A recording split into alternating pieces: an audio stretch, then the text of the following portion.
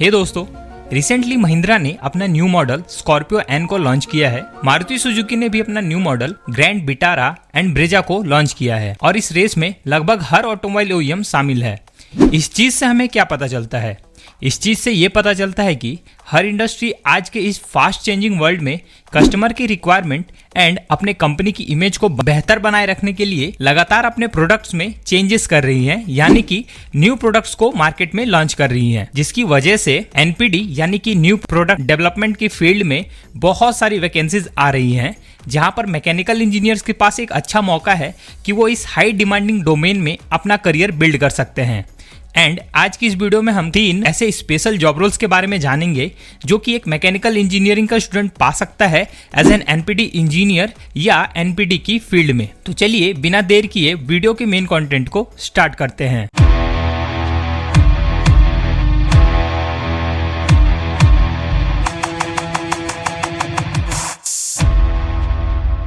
Okay, तो सबसे पहले समझते हैं कि एनपीडी क्या होता है। देखो, एनपीडी का मतलब है न्यू प्रोडक्ट डेवलपमेंट। बेसिकली इसमें कोई भी ऑर्गेनाइजेशन अपने मार्केट एरिया का रिसर्च करती है, जैसे कि उनके कस्टमर की क्या नीड्स है, मार्केट में कौन सी टेक्नोलॉजी न्यू है, उनके कॉम्पिटिटर्स क्या क्या चेंजेस कर रहे हैं एंड फ्यूचर के क्या क्या स्कोप्स हैं। इन सभी बातों को ध्यान में रखकर हर इंडस्ट्री अपने एग्जिस्टिंग प्रोडक्ट में मॉडिफिकेशन करती है या अपना कोई नया प्रोडक्ट मार्केट में लॉन्च करती है। इसे ही एनपीडी कहते हैं। और इस प्रोसेस में सबसे पहला स्टेप आता है डिजाइनिंग, जहां पर मैनेजमेंट जब कोई नया प्रोडक्ट का कॉन्सेप्ट लाती है तो सबसे पहले उसका डिजाइन रेडी किया जाता है। बेसिकली इस काम में मैकेनिकल इंजीनियरिंग के स्टूडेंट परफेक्ट होते हैं, बट केवल आपकी डिग्री इस फील्ड में आपको डायरेक्ट जॉब नहीं दिलवा सकती, बल्कि इसके लिए आपको कुछ स्पेशल स्किल सेट को एक्वायर करना होगा, जैसे कि CAD that means computer aided design and CAE that means computer aided engineering के सॉफ्टवेयर्स को सीखना पड़ेगा, जिसके बेस पे आप 2D drawing, 3D modelling, CFD, FEM, seat metal designing, assembling and testing जैसी चीजों को कर पाओ। बेसिकली इन सभी कामों को करने के लिए इंडस्ट्री में बहुत सारे अलग अलग सॉफ्टवेयर्स का यूज किया जाता है, जैसे कि AutoCAD, SolidWorks, CATIA, ANSYS, NXCAM, MATLAB, Python etcetera. ज्यादा जानकारी के लिए आप मेरे इन वीडियोस को देख सकते हो, इसमें आपको कंप्लीट इन्फॉर्मेशन मिलेगी अबाउट डिजाइनिंग। तो बेसिकली इन स्किल्स के बेस पे आप एनपीडी डिजाइन इंजीनियर के जॉब रोल को पा सकते हो। बट इसमें सबसे बड़ा चैलेंज ये है कि अगर आप एक बीटेक होल्डर हो देन आप इस फील्ड में फ्रेशर लेवल पे तो एंट्री पा लोगे, बट अगर आप एक डिप्लोमा होल्डर हो देन फ्रेशर लेवल पे एंट्री पाना डिजाइन फील्ड में थोड़ा मुश्किल हो जाता है। इसके लिए आपको कम से कम 3 से 4 साल का एक्सपीरियंस गेन करना होगा। चाहे तो आप किसी अदर डोमेन का एक्सपीरियंस शो कर सकते हो, बट साथ ही आपको इन सभी स्किल्स को अच्छे लेवल पे सीखना होगा।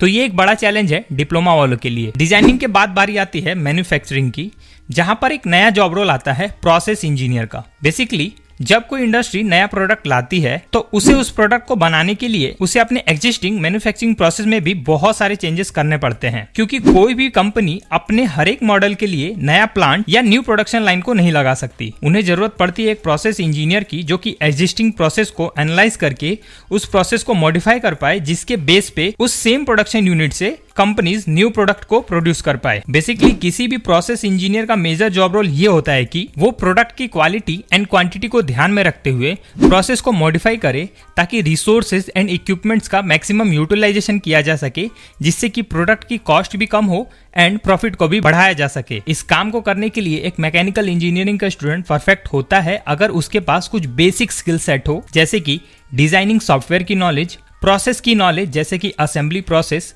Casting process, machining process, forging process and etcetera, lean manufacturing की नॉलेज, सिक्स सिग्मा कॉन्सेप्ट का नॉलेज, एनपीडी डॉक्यूमेंटेशन जैसे कि CP, PPAP, APQP, PFMEA, ETC।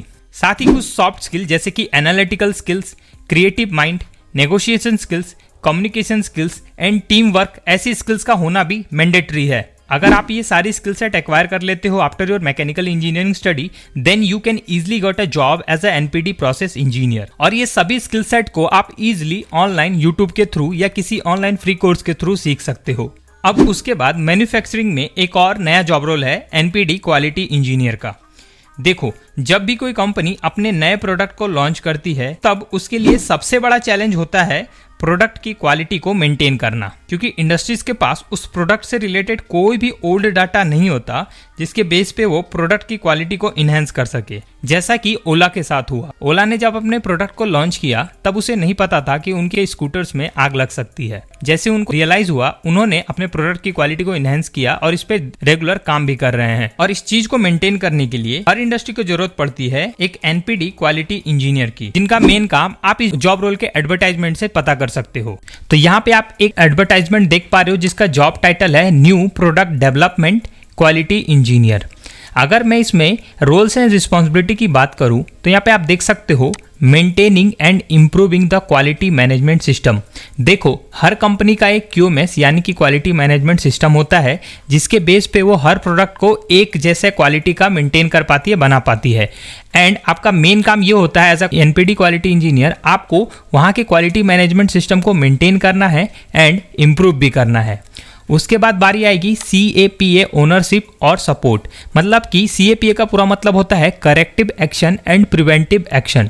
मतलब कि किसी भी प्रॉब्लम को सॉल्व करने के लिए उस पर जो करेक्शन किया जाता है यानी कि जो करेक्टिव एक्शन लिया जाता है उसे CA कहते हैं। एंड PA होता है कि उस प्रॉब्लम को फ्यूचर में रोकने के लिए जो भी प्रिवेंशन पहले से ही लिया जाता है उसे प्रिवेंटिव एक्शन कहते हैं। तो आपको इसकी भी ओनरशिप लेनी पड़ेगी। उसके बाद आएगा interacting effectively with customer, supplier and internal resources. मतलब कि आपको कस्टमर जो भी उस प्रोडक्ट को यूज करता है, जैसे कि मान लो आप कार कंपनी में हो तो कार का ओनर आपके लिए कस्टमर हो गया, उसकी प्रॉब्लम को एनालाइज करना, सुनना। उसके बाद सप्लायर्स जो भी उस कार को बनाने के लिए प्रोडक्ट सप्लाई कर रहे हैं, एंड इंटरनल रिसोर्सेज जो भी उस कार को बनाने के लिए आपके साथ मिलके काम कर रहे हैं, उनके साथ इंटरेक्शन करना इफेक्टिवली। उसके बाद बारी आएगी managing project, providing project support for quality functions. मतलब कि कोई भी एनपीडी नया प्रोडक्ट डिजाइन किया जाता है तो उसके लिए जो प्रोजेक्ट होता है उसमें जितने भी क्वालिटी के फंक्शंस होते हैं उनके लिए सपोर्ट करना एंड उनको मैनेज करना। उसके बाद आएगा performing root cause analysis and corrective action. जैसा कि मैंने आपको बताया, किसी भी प्रॉब्लम को सॉल्व करने के लिए सबसे पहले जरूरी है कि उसका रूट कॉज यानी कि किस वजह से आया उसको फाइंड आउट करना एंड उस पर करेक्टिव एक्शन लेना। तो ये भी आपको परफॉर्म करना पड़ेगा। एंड उसके बाद आएगा इफेक्टिवली इम्प्लॉइंग प्रॉब्लम सॉल्विंग टूल्स। मतलब कि आपको सभी प्रॉब्लम सॉल्विंग टूल्स अप्लाई करना होगा प्रोसेस में। इसके लिए आपको उसकी नॉलेज भी होनी चाहिए। एंड जैसा कि मैंने आपको बताया, रिक्वायरमेंट पे आप देख सकते हो bachelor degree in relative engineering और टेक्निकल फील्ड, जिसमें कि मैकेनिकल भी मेंशन है। तो इस जॉब रोल से आपको अंडरस्टैंडिंग हो गई होगी कि एनपीडी क्वालिटी इंजीनियर क्या काम करता है।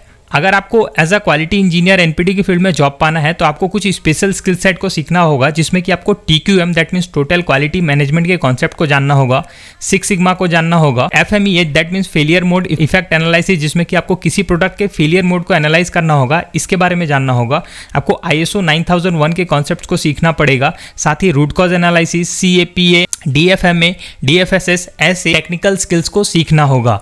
एंड साथ ही आपको कुछ सॉफ्ट स्किल जैसे कि एनालिटिकल स्किल्स, कम्युनिकेशन स्किल्स, ऐसी चीजों को सीखना पड़ेगा, तभी आप इस फील्ड के जॉब रोल को क्रैक कर पाओगे। तो दोस्तों, ये थे वो 3 मेजर जॉब रोल जो कि आप एनपीडी की फील्ड में पा सकते हो आफ्टर योर मैकेनिकल इंजीनियरिंग। और भी बहुत सारे जॉब रोल्स है जो कि एनपीडी से रिलेटेड है। अगर आपको उनके बारे में जानकारी चाहिए तो आप कमेंट में पार्ट 2 लिख के मुझे अपना इंटरेस्ट जरूर शो करें। मैं जल्द ही सेम टॉपिक पे अगला वीडियो आपके लिए ले आऊंगा। अगर आपको ये वीडियो अच्छी लगी हो तो बस आप इस वीडियो को लाइक करें, दोस्तों के साथ शेयर करें और चैनल को सब्सक्राइब कर ले अगर आपको ऐसी इन्फॉर्मेशन फ्यूचर में भी देखनी है तो मिलते हैं अगली इन्फॉर्मेटिव वीडियो के साथ। तब तक के लिए थैंक यू।